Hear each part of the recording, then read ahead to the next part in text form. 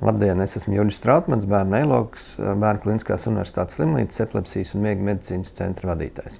Ja runājam par epilepsijas ārstēšanas un diagnostikas izmaiņām pēdējos gadus 20, 30, un tās ir divas nesalīdzināmas pasaules, kas ir šobrīd un kas bija toreiz.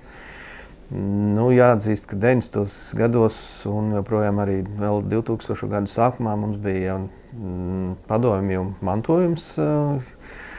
Padomju laikā, diemžēl, iekārta neļāva medicīnai attīstīties līdzvērtīgi rietumu valstu medicīnai, un mēs bijām stipri atpalikuši. Ja, tad gan diagnostikas iespējas bija stipri ierobežotas, tādas metodas kā elektroencefalogrāfija vai radioloģiska galvas smadzeņu izmeklēšana, datortomogrāfija nebija pieejama. Magnētiskā rezonanse nebija pieejama, kur vēl sarežģītākas elektroencefalogrāfijas metodas, kā video EG novērošana, vai nebija pieejama, pozitrona emisijas tomogrāfija nebija pieejama. Ģenētika arī bija stipri maz attīstīta salīdzinoši, plus zāļu pieejamība bija stipri ierobežota. Un šobrīd mēs esam nokļuvuši līdz situācijai, ka individuāli pacientu līmenī mēs varam nodrošināt visu to pašu, ko vadošajās klīnikās. Viena lieta arī, kas jāpiemina, tad agrāk stipri izplatīta bija tāda diagnoze kā epilepsija, viens vārds, ja, kas būtībā neatbilst patiesībai. Epilepsija ir daudz dažādi paveidi. Un viena arī no pieminamām izmaiņām ir, ka mēs šobrīd jau būtībā katram epilepsijas pacientam spējam šo diagnozi noformulēt individuālā līmenī. Līdz ar to arī gan izmeklēšanas plāns, gan ārstēšanas plāns ir stipri individualizēts. Attiecībā uz izmeklēšanas iespējām, ja, joprojām visā pasaulē ir tā problēma, ka epilepsija kā diagnoze uzstādām balstoties uz lēkmju aprakstu. Tas īsti nav mainījies. Mums palīdz mobilie telefoni vai citas kameras, kas ļauj nofilmēt un precīzi saprast, kas notiek lēkmes brīdī. Tā vairāk ir izaugsme visas pasaules līmenī, tā skaitā arī Latvijā. Kas ir nācis klāt, tad tiešām ir šī precizējušie izmeklējumi, kas ļauj noteikt precīzu epilepsijas tipu. Un ja mēs runājam par elektroencefalogrāfiju, kas ir tāds novērtē smadzeņu funkcionālo aktivitāti, tad šobrīd mums ir pieejama ne tikai īstermiņā elektroencefalogramma uz dienas laikā nomodā, bet arī miegā.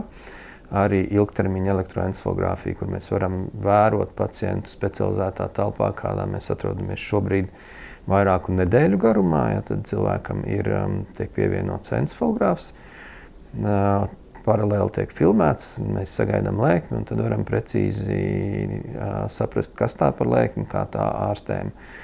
Plus elektroencefalogrāfiju mēs varam veikt arī tieši smadzenēs ievietotiem elektrodiem, tā saucamā stereotaktiskā elektroencefalogrāfija. Atsevišķos gadījumos arī tas ir nepieciešams, lai precizētu, kurā smadzeņu apgabalā šī lēkme sākās.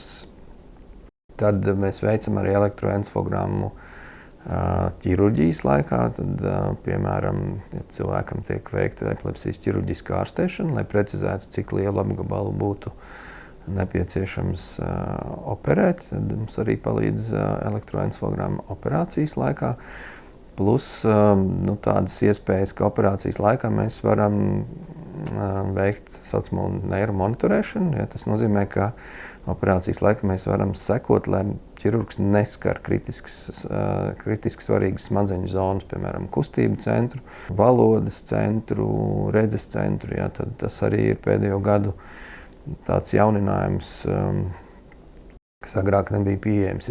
Ja runājam par radioloģisku izmeklēšanu, tad arī Latvijā būtībā ir līdzvērtīgi pasaules vadošiem centriem pieejami gan magnētiskās rezonanses aparatūra, gan pozitrona emisijas tomogrāfija, savienojumā ar datortomogrāfiju, plus arī pēcapstrādes metodas. Ja, mēs skatāmies ar cilvēku aci uz magnētisko rezonansi, tad tur ir pieredzes un interpretācijas jautājumi, bet ir pierādīts, ka ar speciālu programmatūru mēs varam cilvēka uzmanību vērst uz aizdomīgiem smadzeņu reģioniem, kur varbūt iedzimtas smadzeņu attīstības anomālijas, kas izraisa epilepsiju, ko ļoti grūti ar cilvēku aci ieraudzīt.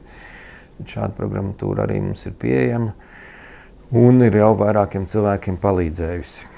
Un par ģenētiku tas vispār ir kosmosa salīdzinoši, bet te arī jāatzīst, ka arī visā pasaulē tas izrāviens ir bijis milzīgs, ne tikai Latvijā, bet mums ir izdevies, jāteic, noķert vadošos pasaules centrus saspiestā laikā. Ir pēdējos gados atklāti vairāki simti gēni, kas izraisa epilepsiju, un parādās tā saucamā precīzijas terapija, ka atkarībā no tās ģenētiskās problēmas mēs varam zināt, kuras zāles būs vislabākās konkrētam cilvēkam un no kurām zālēm varbūt vajadzētu izvairīties. Ja, tas arī Latvijā ir pieejams. Medikamentu klāsts arī ir ievērojami palielinājies, kā ārstēšana iespēja. Pasaulē ir ap 30 medikamentiem pieejami, tad individuālas kompensācijas ietvaros mēs varam dabūt Latvijas pacientiem gandrīz jebkuru šobrīd. Un attiecībā uz ārstēšanu arī šobrīd visas vadošās ārstēšanas iespējas Latvijā ir pieejamas. Tad, kā jau minēju, medikamenti liels plašs klāsts, tā skaitā ļoti precīzi atbilstoši ģenētiskai epilepsijas formai. Tad nākamais ir tāda ketogēna diēta, speciāla diēta, ļoti medicīniski uzraugāma un matemātiski aprēķināma, ļoti efektīva ārstēšanas metode, kas lietojama gan bērniem, gan pieaugušiem. Tad neiromodulācijas terapijas, tas ir tā saucamā klejotāja nerva stimulācijas terapija pie klejotāja nerva. Tiek pievienots speciāls elektrods un stimulators, kas veic caur šo nervu smadzeņu stimulāciju, tādējādi samazinot gan lēkuma biežumu, gan stiprumu. Un, protams, ķirurģiskā ārstēšana, kas būtībā epileptoloģijā ir tas augstākais punkts. Ja izdodas konstatēt vienu smadzeņu apgabalu, kur tās epilepsijas lēkmes rodas un pārējās smadzenes ir veselas, tad daudzos gadījumos izdodas atbrīvot cilvēku no epilepsijas uz visiem laikiem. Pat tad, ja citas ārstēšanas metodas nelīdz, tā skaitā zāles vai stimulācijas vai diēta.